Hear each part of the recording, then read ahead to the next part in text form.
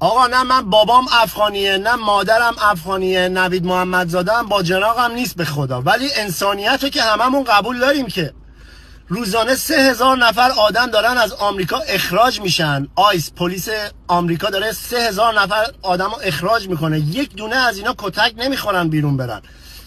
چرا بعد یارو رو بگیری بزنی تو فرودگاه بیرون کنی؟ این درسته پاسپورت یارو رو بگیری پاره کنی؟ انسانیت هم که بگیم باشه، برای چی اصلا دشمن برای خودمون درست بکنیم؟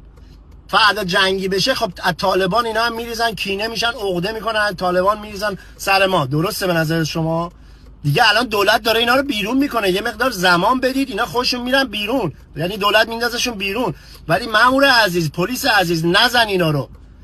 هم 4 نفرشون یه کاری کردن، همشون که این کارا نکردن که. نمیتونی بگی همه افغانی‌ها این کارو کردن که. الان به نظر شما یه ایرانی، 2 تا ایرانی یه گوی بخوره توی خارج از کشور، همه ایرانی‌ها رو بگیرن بزنن تو خیابون، فیلماش هم توی اینستاگرام اینا پخش بشه همینطوری، به نظر شما خوشحال کننده است برای شما یه ایرانی که ببینی من مثلا یه کتکی خوردم به خاطر اینکه فلانی یه کاری کرده، همینجوری فیلماش هم تو همه جا پخش بشه؟ عین گوسفندم اینجوری ما رو دارن میندازن بیرون تو فرودگاه. به نظر شما درسته این خدا وکیلی؟ یه ذره منطق داشته باشید، یه ذره زمان بدید اینا برن، پولاشون رو برگردونید بهشون. کسایی که پول پیشاشون رو دزدیدن، کسایی که کار کرده براش، پول یارو بده بهش، بره، سوء استفاده نکن، زمان بدید بذارید برن. اینا هم انسانن بالاخره. همون افغانستان جزئی از ایران بوده قبلا که حالا دادن رفته یا جدا شده، هر چی شده.